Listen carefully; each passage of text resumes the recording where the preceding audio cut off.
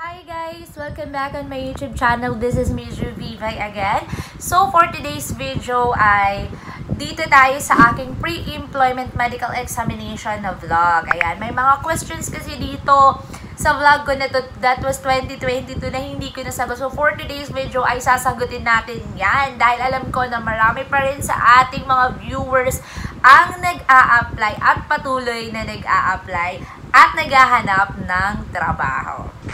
So, watch until the end. Kung may mga questions din kayo, ay masagot ko rin. Okay? Comment kayo sa aking comment section and don't forget to subscribe and like on my YouTube channel! What are the 5 basic pre-employment medical exam? So, isasama ko na lang to para another idea sa inyo, ha?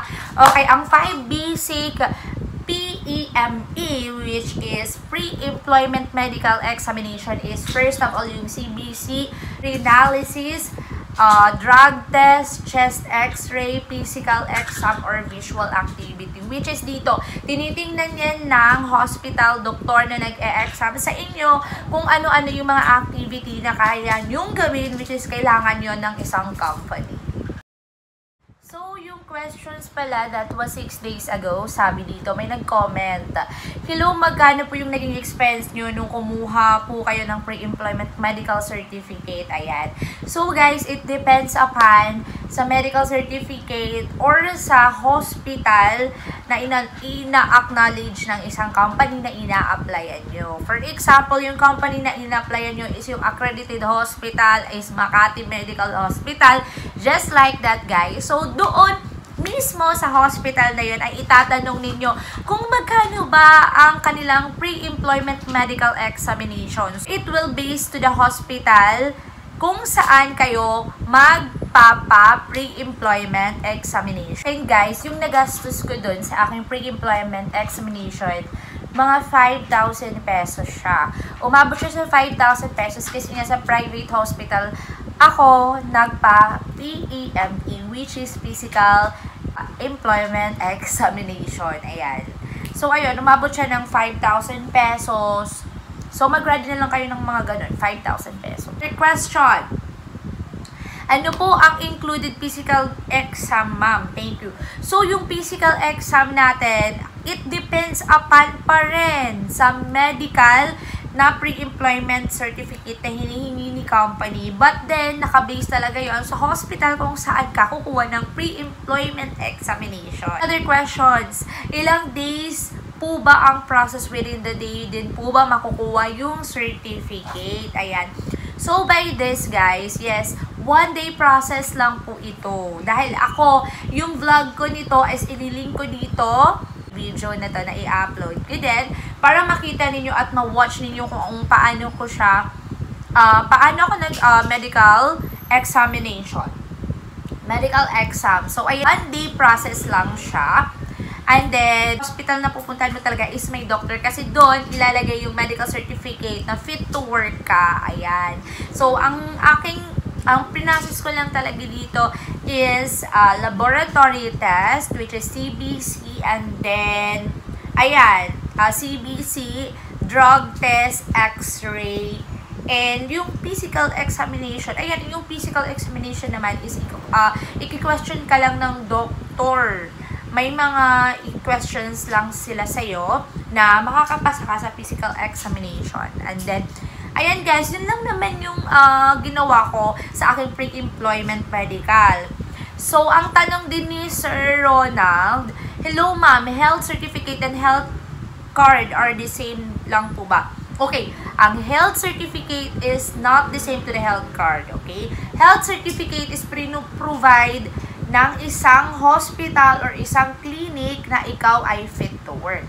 Ang health card ay provide yon sa City Hall, kung saan dun mo kukunin yon. So, sa public hospital, yung health card, dun mo kukunin yon, which is, kailangan mong mag-undergo ng mga lab test din, okay? And then, mag-a-attend ka ng orientation para makakuha ka ng health card. So, another question, if nag-request na ba ang HR ng pre-requirements, hard na po ba yun? Ayan, this is ang exciting part no, ng question dito sa aking vlog na paano kumuha ng pre-employment medical examination for pre-employment. So, ayan, as a applicant, pag ikaw ay binigyan ng HR ng requirements ng pre-employment examination is ibig sabihin, ikaw ay nakapasa na sa iyong final interview at onboarding ka na sa iyong trabaho. But before ka mag-onboarding, kailangan mo mag-undergo sa process which is kailangan mo i-take lahat ng requirements na needed ng isang company.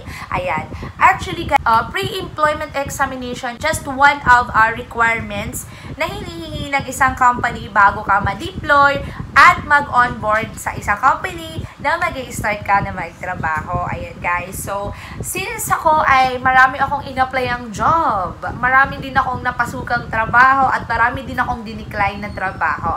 Based on my experience guys, ang pre-employment examination ay napakadali lang. One-day process lang to at hindi mo na kailangan gumastos ng malaki dahil nga ay ito ay nai-reimburse din ng isang company, ng iyong company, which is kung iyong company is accumulated to at pwedeng ma-reimburse ang iyong medical examination. Pero most of the company, ang pre-employment medical examination talaga is meron siyang reimbursement na nangyayari. So, binabayaran nila lahat ng nagastos mo sa iyong medical examination. So, why we do go under this pre-employment examination?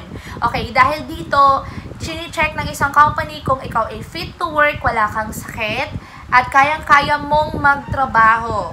Diba? Kasi pag wala tayong nararamdaman ng sakit at kaya-kaya nating matapos ang trabaho natin within 8 hours in a day. So, that's why they will really need those requirements that you need to pass para makapag-start ka sa iyong job.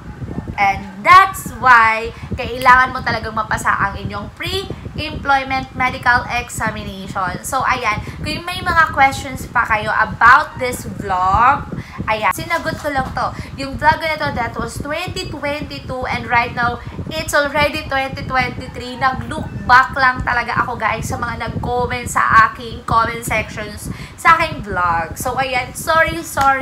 Dahil ngayon ko lang talaga nasagot. Ayan. Kasi ngayon ko lang din naisip na sagutin lahat ng questions na wala na akong time para isa-isahin. So, gumawa na lang ako ng content which is dito sa vlog ko na to ay pwede din kayong mag-comment ng inyong mga katanungan sa ang content pa yan ay sasagutin ko rin. Basta i-comment nyo lang sa aking mga new upload videos.